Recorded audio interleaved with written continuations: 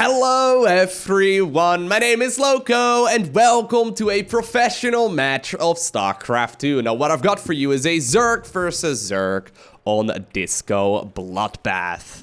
Spawning here on the right hand side of the map and playing with the red Zerg drones. From South Korea, we are looking inside of the main base of Ragnarok. And his opponent on the left hand side, apparently he has Lenny right there, Lenny the Link spinning around on the hatchery, playing with the blue Zerg drones. Likewise also from South Korea, we have none other than Impact. Alrighty, so when it comes to best Zerg players in the world right now, right? Top 6. I would name the following names: Serral, Dark, Rogue, Raynor, Solar, and Sue. I think those 6 names are the ones that pretty much every StarCraft fan is familiar with, and they are definitely the best Zerg players in the world right now. However, at rank 7, we would have a Ragnarok, and at rank 8, we would have Impact. These guys are ridiculously good, yet I feel like not a lot of people talk about them, and I really do want to shine a light on some of these quote-unquote lesser-known pro gamers. I mean, I've casted a bunch of games of Impact recently. The guy certainly is very solid. As of me making the video, he's actually the rank 30 on the planet, so no slouch whatsoever. However, Ragnarok, he's the current rank 20 on the planet, and I don't actually remember a single game that I've casted of him in the past. He's had a very successful 2019 compared to his previous years of pro gaming, and while looking it up just now on Wikipedia, because I'm not all too familiar with his history either, he actually has been playing StarCraft 2 ever since Wings of Liberty. He was on a professional gaming team back in Wings of Liberty. Now get this, we're 9 years later right now, and he's 23 years old.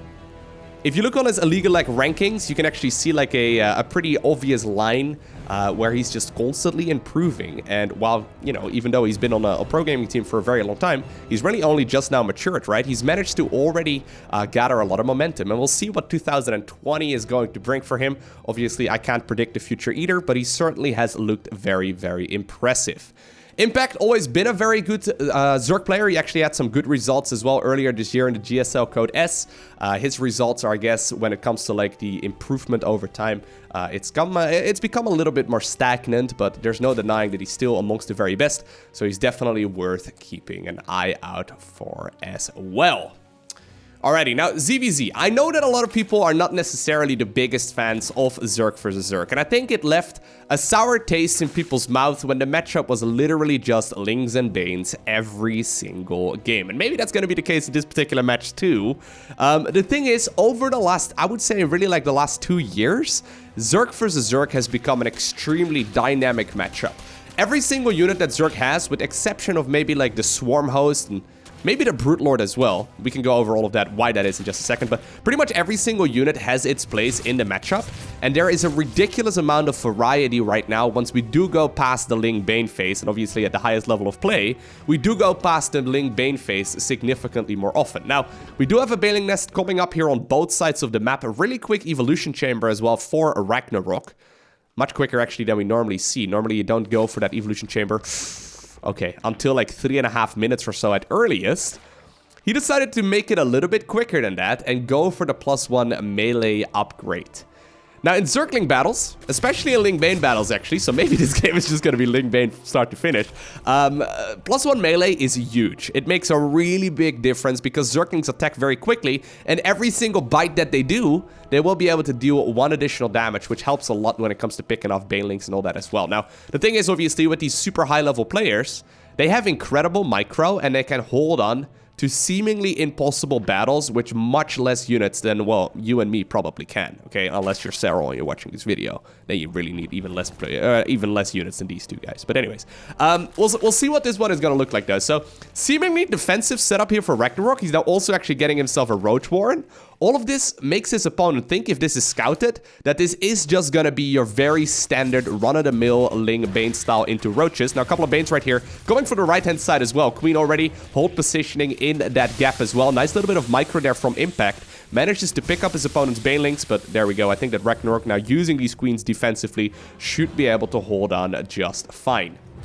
We see a lair on both sides of the map. Ragnarok, just like that Evolution Chamber, managed to get his lair much quicker. This is a bit of a straggler right over here. Sorry, Baneling. Apparently you were not meant for this world, and while he is getting reinforcements, not quite going to be enough. All right, so I think that most of this is scouted, right? Actually, no, he hasn't seen it. Never mind. I thought maybe he did get a glance right there on the top of the ramp. If he would have, and I think he still assumes that that is the case right now, he probably thinks this is a very normal roach transition right now. However, the Spire is already on that production tab. Ragnarok playing this very aggressively. +1 melee, also finishing up here, and that is going to be the moment where he's going to have a much easier time. This should be scouted pretty quickly by Impact just by simply clicking on one of those units. One link managed to, oh my god, it could just run, go around! Oh my god. It wanted to apparently high-five with the Queen. Queen was like, nope, not gonna happen. I'm just gonna kill you instead. Couple of links here on the left-hand side. They're gonna run it over to the third base here. Should be able to get at least a little bit of damage done. Nice target firing there, right there as well. We also see some Lings and Banes on the other side of the map. But Ragnarok actually, despite the +1 attack, not really committing too much just yet. Now, this is a big tell, okay? So Impact didn't quite see the Spire. He might not necessarily see it here either, but he did see double gases going up over at the third base, and that's a huge tell. The only time where you want to get your gases before you get the mineral saturation done is when you're playing Mutalisk. So even though this is not currently confirmed here by Impact, he doesn't quite want to send in that Overseer all the way. He doesn't want to lose it to a bunch of Queens. He does already assume that this is going to be Mutalisk play. Very quick Hydralisk then here, and really like the only information that he's gathered so far. Actually, hold that thought, a couple of Banelings trying to get in. Not quite going to happen though. But really the only information that he gathered so far is the gases over here, but that's all he really needs at this point as well. A couple more Banelings simply trying their luck. You know what? Well, a couple of drones will go down. Nothing too crazy though. If that was me, I probably would have lost an entire mineral line.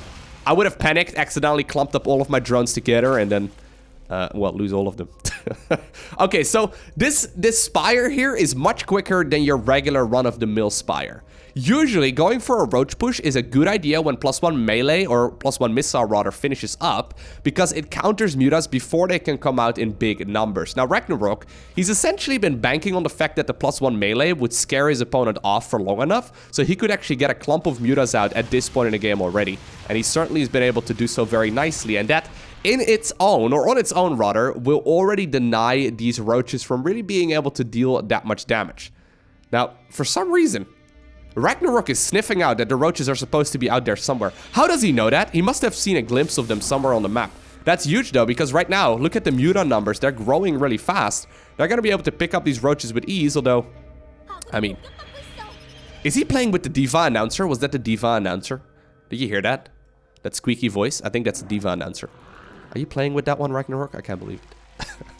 Okay, so Nidus Network right now will be the name of the game. But look at this already, right? This is what I think is the beauty of Zerg vs. Zerg. Even though they're playing with the same units and they have access to the exact same units, the playstyle right here is completely different. We see Ragnarok going for that very fast-moving, map control-focused Ling, Bane, Muta style. Whereas on the other side of the map, we see Impact playing much more defensively, going for Roaches and Hydras. Hydras with that new skin right now, and just simply trying to defend to the best of his abilities. Looks like these Roaches, though, will go down as well, but not without picking up a whole lot of these Links, too. The Nidus Network was produced. He's going to try his luck and see if he can maybe move in over on the right-hand side of the map.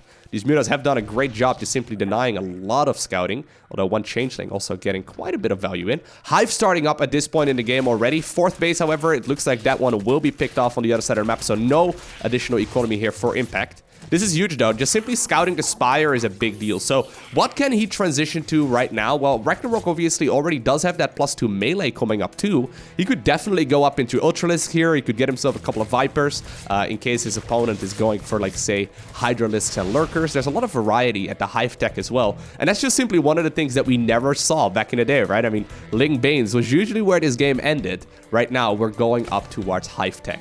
Love the fact he actually left a couple of Lings behind. Ooh, Banelings rolling forward right now as well, trying their luck at getting some of that damage done. Not quite gonna happen, but this does open up the front door. And it does mean that a couple of Lings and those Mutas will be able to get the final hit right there on, once again, another fourth hatchery. Interesting way of using these Mutas, right? He really hasn't really tried harassing with them. I mean, yeah, he's killed 9 drones at this point, but he never really dove into a mineral line. Mostly just using them for map control and for denying fourth bases. Really cool style. Okay, so Impact hasn't really been able to use his Nidus network up to this point, right?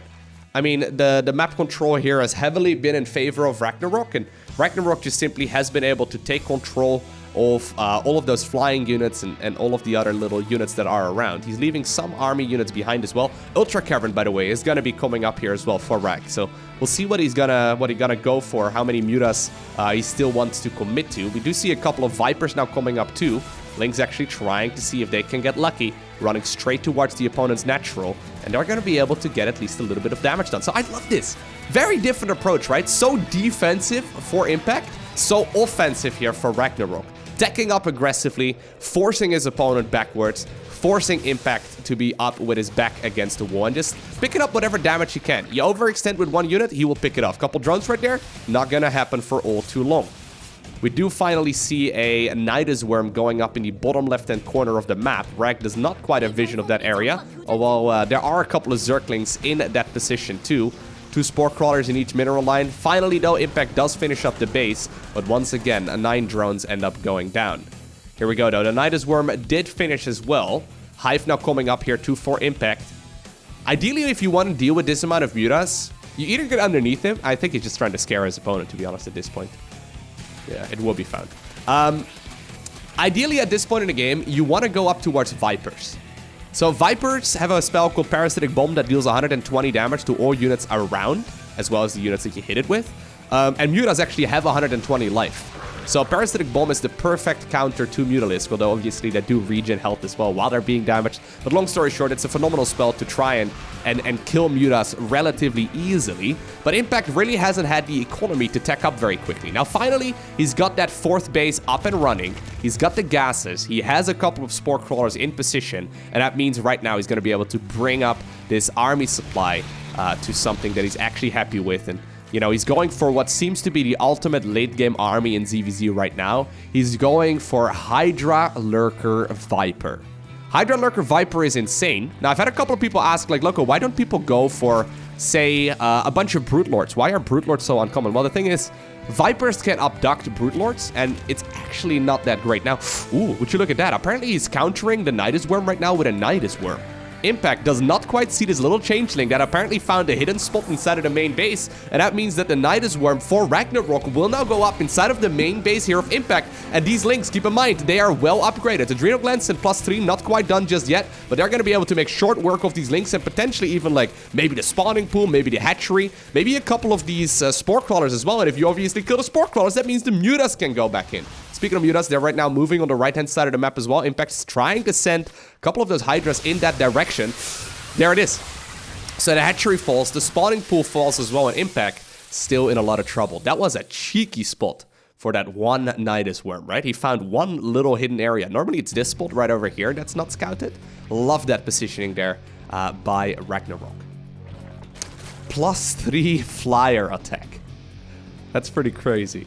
We also now have that Ultralisk Cavern done. Now, does he have any Ultralisk yet? No, he doesn't.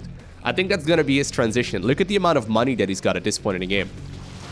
His army at this moment, by the way, is certainly weaker in a straight-up fight than Ragnarok's. But the thing is, Ragnarok, or rather than Impact's, but Impact can't really move out. He doesn't really have the luxury of moving out across the map right now. As soon as he moves out, that's the thing, right? As soon as he moves out, Lynx will swoop in and kill all of his stuff.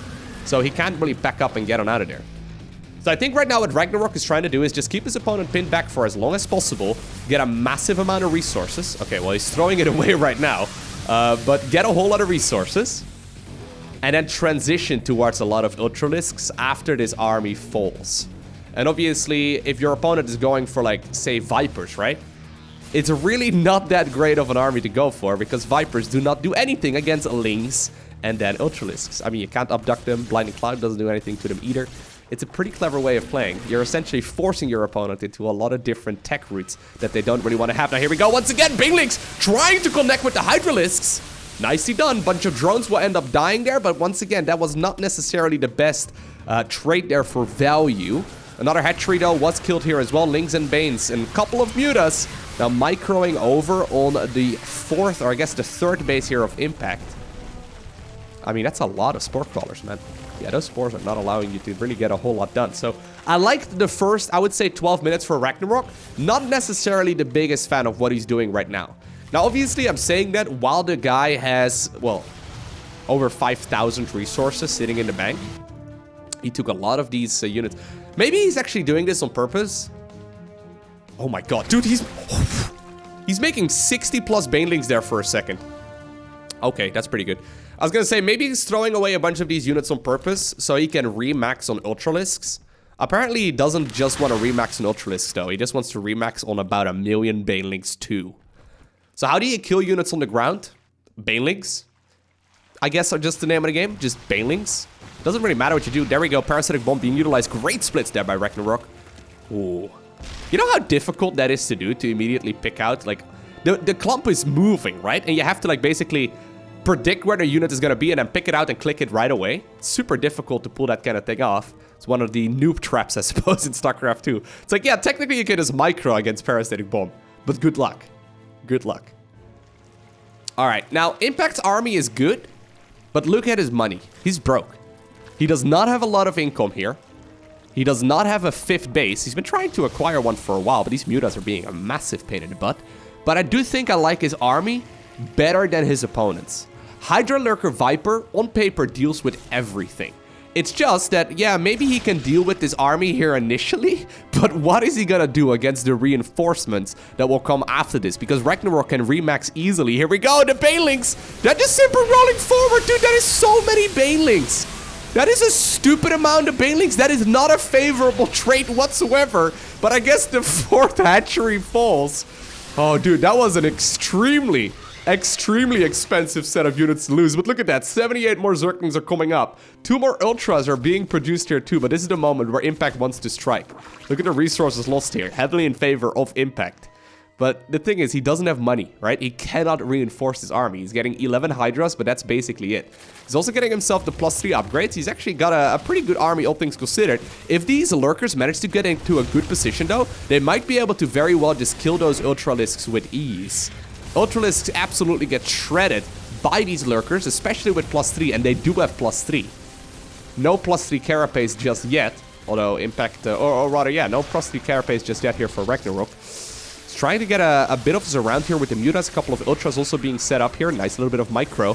Here we go, though. The Ultras finally are moving forward. They're trying to pick up as many of those Lurkers as possible. Impact making a great use here of his army, right? But the thing is, this is a complete all-in. He does not have an army on the back of this, and I see more than 70 Zerglings once again on the production tab. 6 Ultralisks, 7 Ultralisks are coming up here as well. Impact is gonna have to run if he wants to stay in this game with his tail between his legs, but the issue is, where are you going to get the money from right now?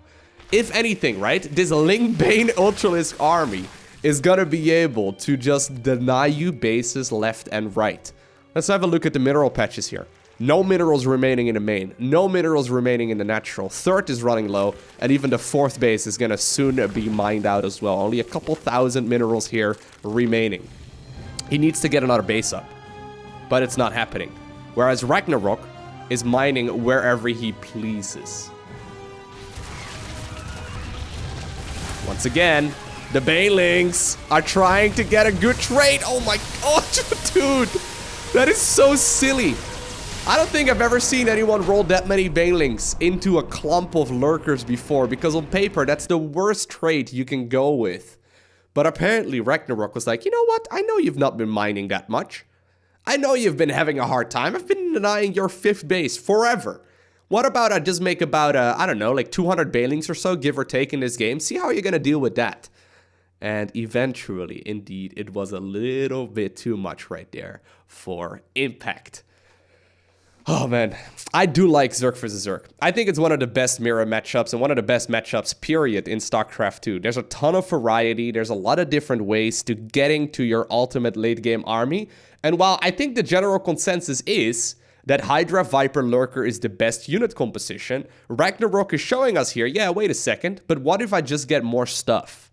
What if I just make a ton of units and I deny your bases and I just keep headbutting you?